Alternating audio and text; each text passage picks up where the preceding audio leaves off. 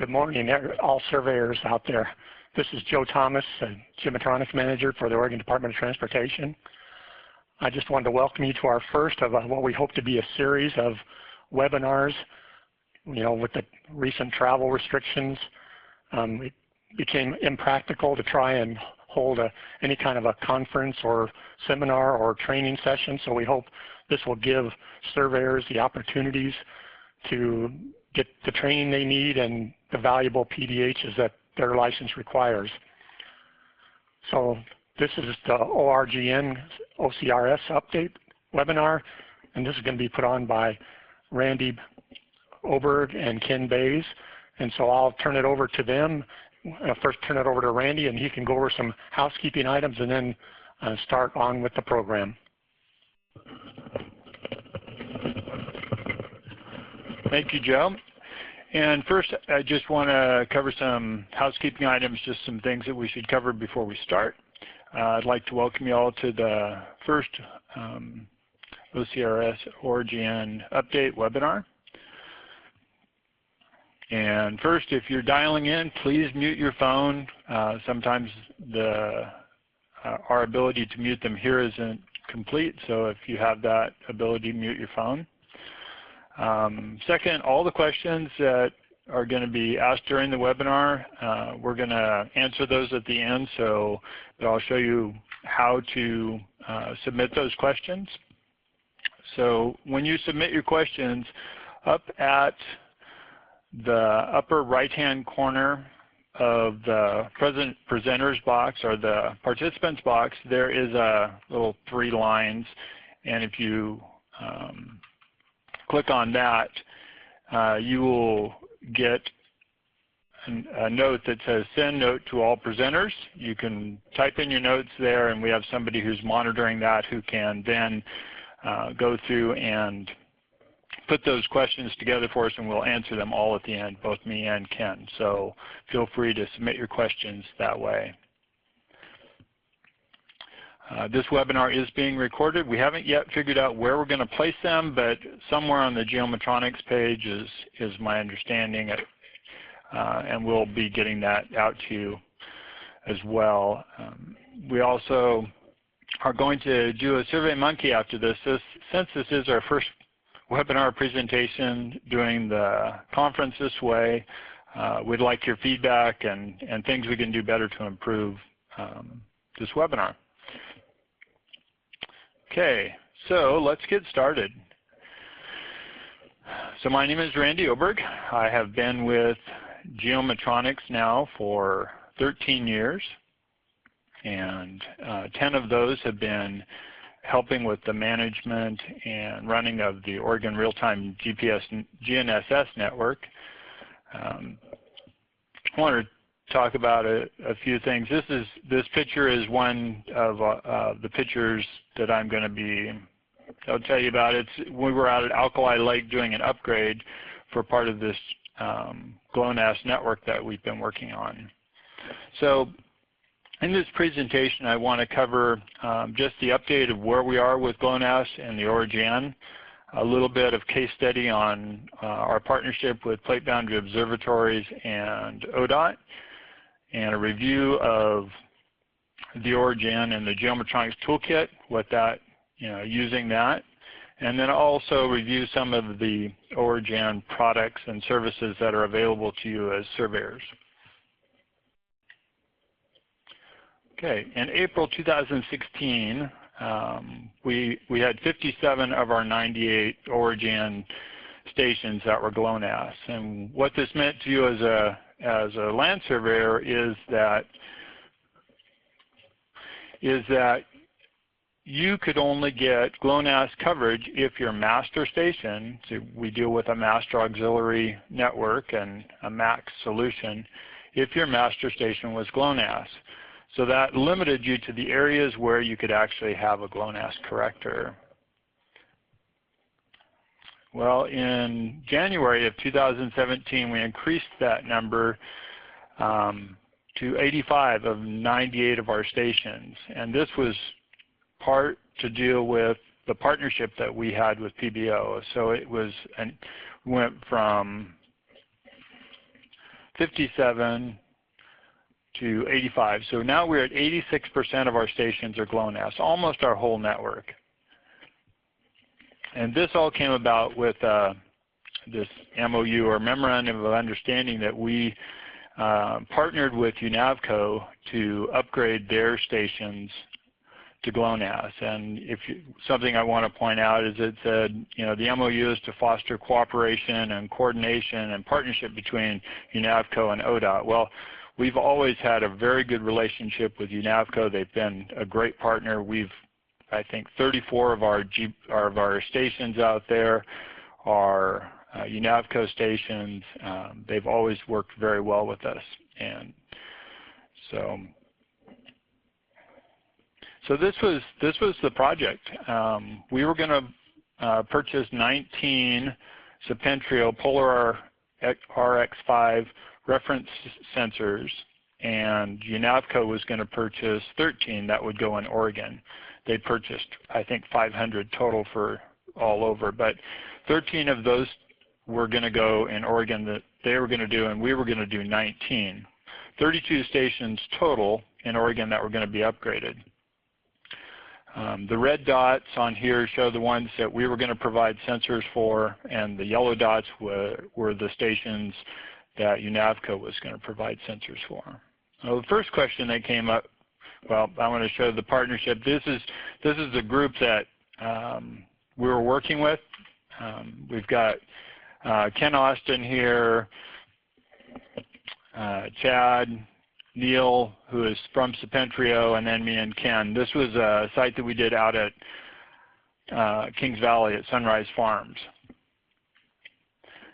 But the question that came up when we were talking to Ron about this original MOU was, are these Septentrios any good?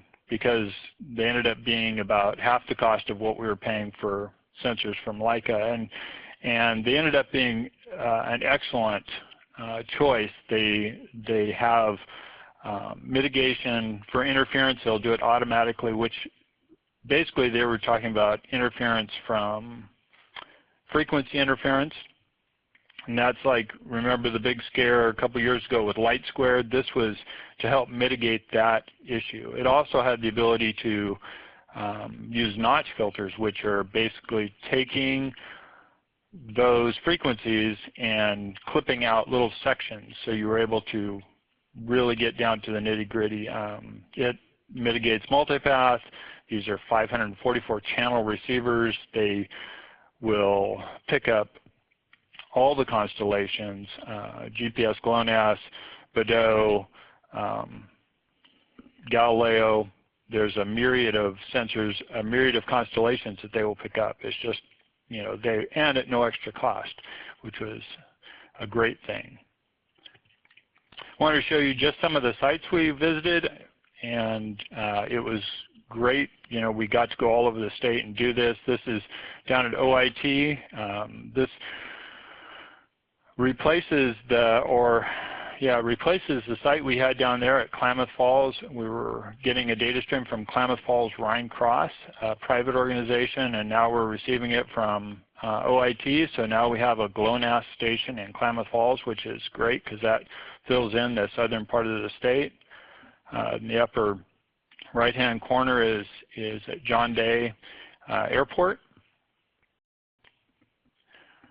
This is down on the coast. This is at Gold Beach. Another site. It's got Ken Austin there doing some programming on site.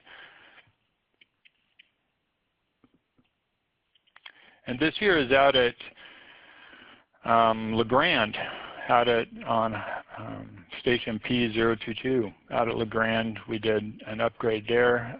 I've got a picture of the cabinet. Kind of messy. UNAVCO has a lot of stuff going on with the timer and the solar and all that. And in comparison, I kind of like to show you what our cabinets look like. This is down at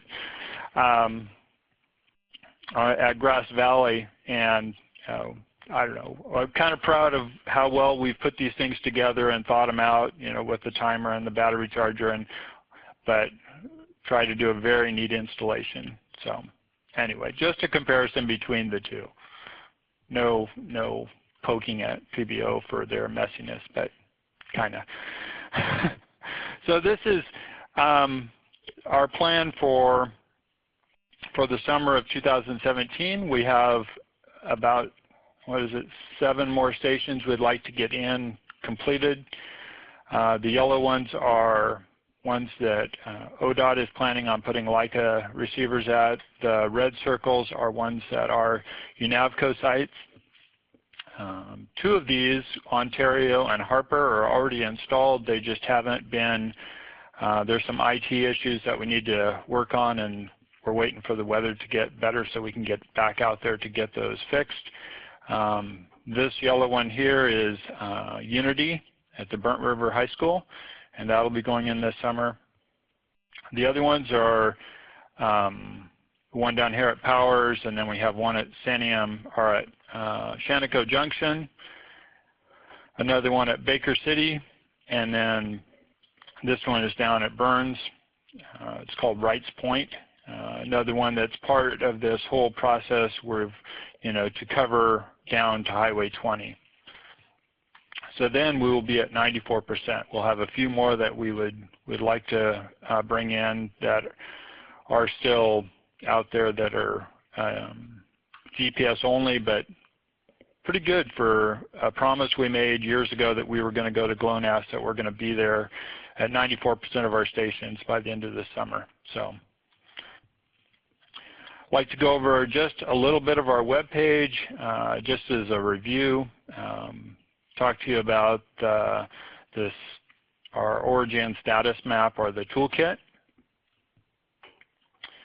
First, I'd like to cover what the GLONASS products are. We have a GLONASS page that actually explains some of our GLONASS products that we have, and also there is a document there that talks about using GLONASS with the ORGN.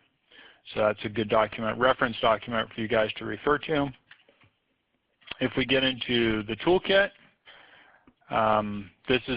you guys have probably all seen this before, but it has what all of our stations are, what the symbols mean, whether they're active or there's an alert on it, or they're a planned station, and this is important information just for you to know.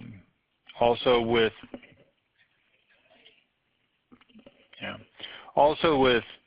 your there's also a button on the toolbar that allows you to look at each station and get information about it, whether or not it's GLONASS. The station ID at the top, those are hot links, so you can get to the station page, which will have the site log and things like that that are important when you're post-processing. This also has the current coordinate for it, and also that reference ID, the super secret number that you always see on your receiver, and so that way you understand what station you're actually getting data from. Another way to get that same information is there is a spreadsheet, so you can actually go and look at these stations in a spreadsheet form. This is exportable, so you can actually print off a copy and have it with you in the field if you need it. All the tabs at the top of this spreadsheet are sortable, so they all are pull-down menus, so you can sort them A to B. So you could sort by station, sort by reference ID, sort by whether or not it's GLONASS. Any of those things are sortable for you. And then I'd like to tell you some of the other products that are available. We are producing RINEX products, 5-second RINEX files on all these. Anything that is GLONASS enabled, you'll be getting GPS and GLONASS data from. The real-time products, we're putting all those single-base GPS and single-base GLONASS products are on port 9879. But as all of you know, you need to remember that with a single base product, you're going to have that distance dependent error. So, 10 kilometers, and if you're going to go farther than that, then realize that you are going to get some error in your correction. Next thing I'd like to point out is our network correctors. We've broke this up a little bit. we're sending out the GPS only on port 9881, and that is all. Those are all network correctors that are GPS only, and then everything that's GPS GLONASS is going to be on 9882. So it makes it easier for looking at the products that are available. I don't know if any of you have ever got on Washington's N-trip caster, but it's a nightmare to sort through, 500 products or whatever it is. It's just a long list, and they're not necessarily alphabetical or sortable. So this breaks it down into where we have our GPS products and where we have our GLONASS products. Okay. And that's really all I wanted to share with you. This was a very brief update of where we're going with the ORGN. And this is a fun slide, how ODOT is doing multimodal transportation on their highways. So now I'd like to hand it over to Ken Bays and have him present his update on the OCRS.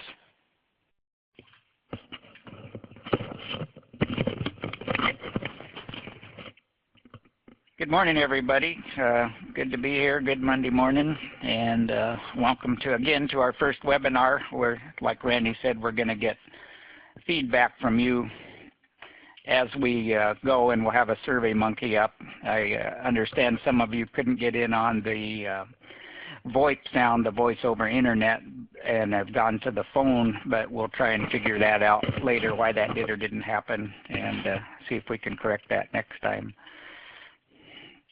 So anyway, most of you know me. I'm Ken Bays, the lead geodetic surveyor for ODOT, and I've been with ODOT since May 2005, and had a chance to build the Oregon Real-time GPS Network and build the Oregon Coordinate Reference System, so I'm forever grateful for those opportunities. It's been great.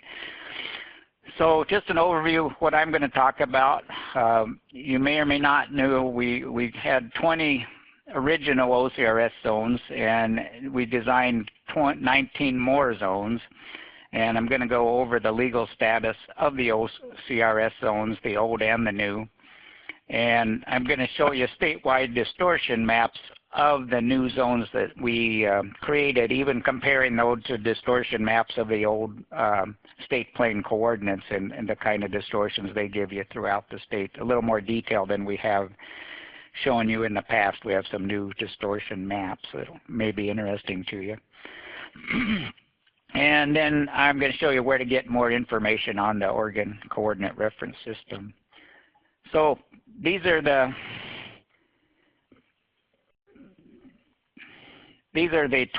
map of the 20 original zones that we have, and you can see we covered a lot of the state, but there's a lot of the state highways, municipalities and stuff that are not covered.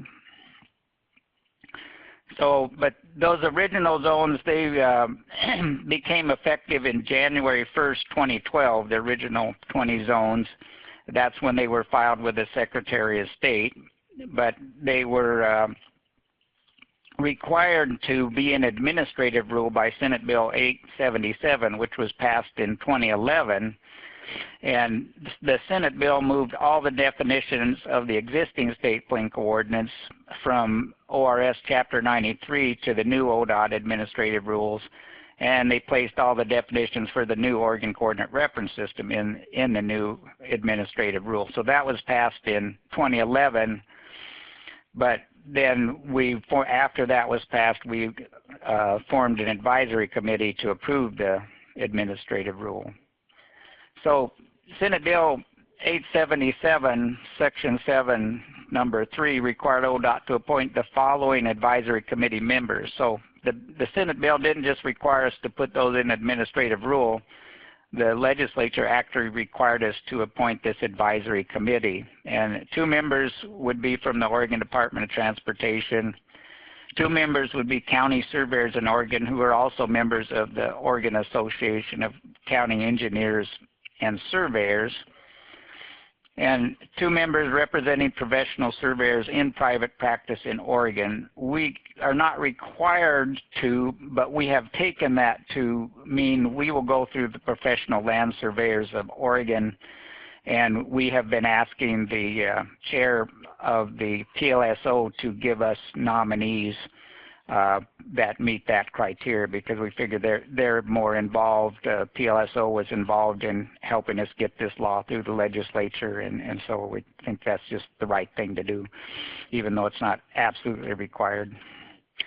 And then 1 member representing the entity reorganized and renamed as Oregon Geographic Information Council. It's the GIS leads for the state. The acronym for that is OGIC, you'll hear it called by. So we have 1 member from the GIS community. And so any administrative rules, the first administrative rules, and then any amendments to that have to be approved by a majority of that committee. So the current committee right now, as required by Senate Bill 877, is Joe Thomas, the new Chief of Surveys and Chief of Geometronics for ODOT, Vice Ron Singh, who retired, and I will be retiring soon, but as of now I'm still one of the ODOT members on the advisory committee. The OASIS members, Oregon Association of County Engineers and Surveyors, are Mark Riggins, Berrien County Surveyor, and was Jim Elam, Washington County Surveyor, but he has retired in the last few months, and so we will be asking OASIS to give us a new nomination for a replacement member.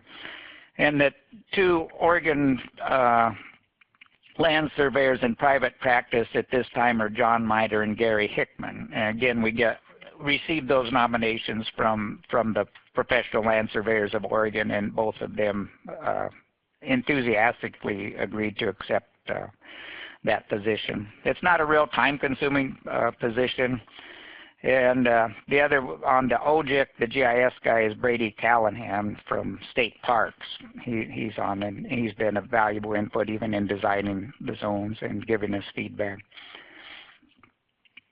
So right now, we needed more zones. You could see that original coverage didn't cover the whole state, didn't cover all the municipalities. So over 2015 and 2016, the Oregon Coordinate Reference System design team designed an additional 19 new Oregon Coordinate Reference System zones so we could better cover the state with low distortion projections. And some of those requests came, at least 2 of them came directly from different regions for projects they had going where they wanted low distortion zones. I think Region 5 and Region 3 both had requests, and down south of Ashland we designed one, and then over by Lakeview, Riley, we designed one that wasn't officially an OCRS zone when the projects were done, but the parameters were available.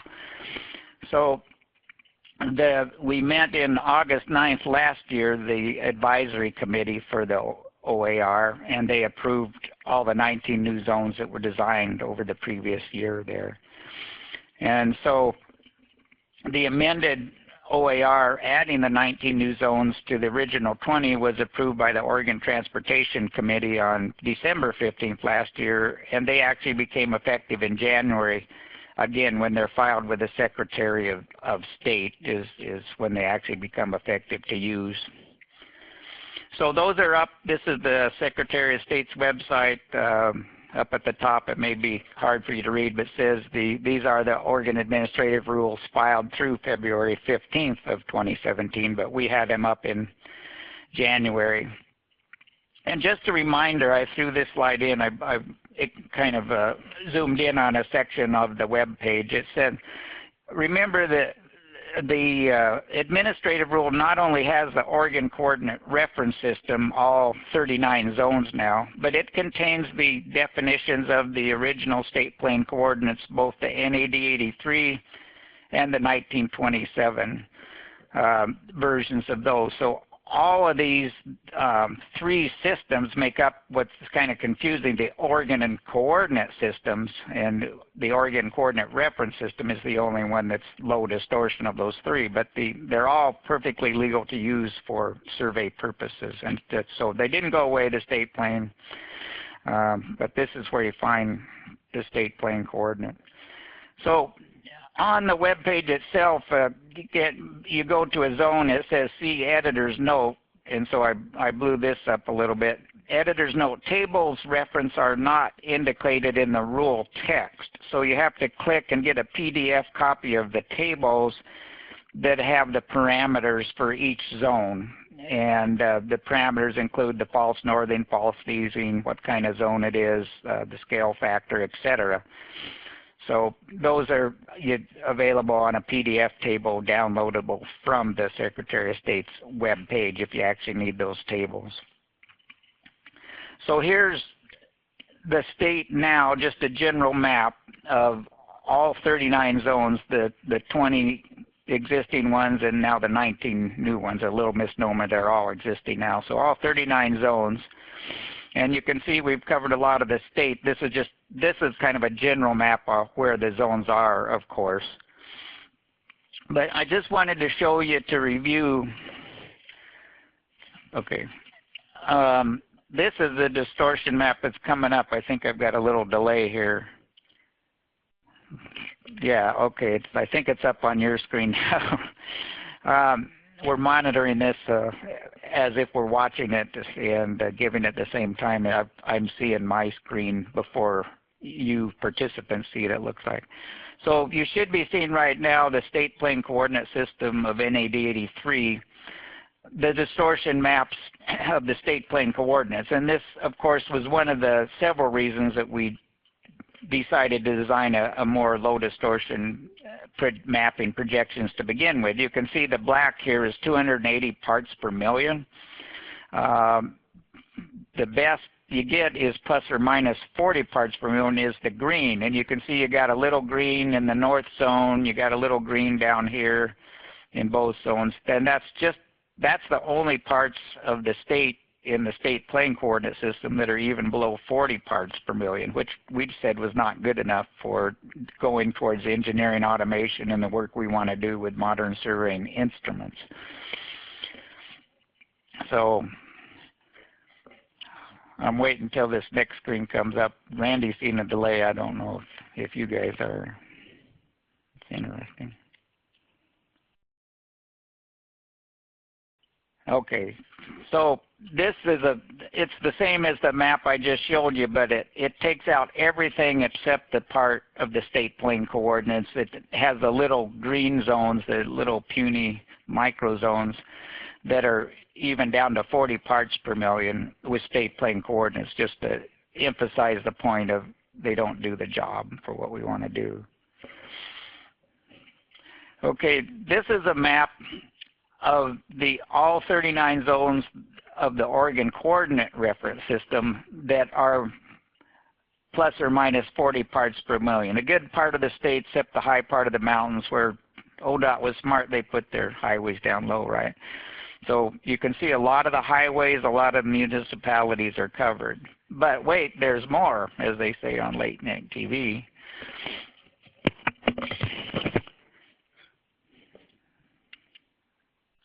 And wait, there's some more. Randy's seeing about at least a 5-second delay here. Interesting. Okay, Randy's popped up.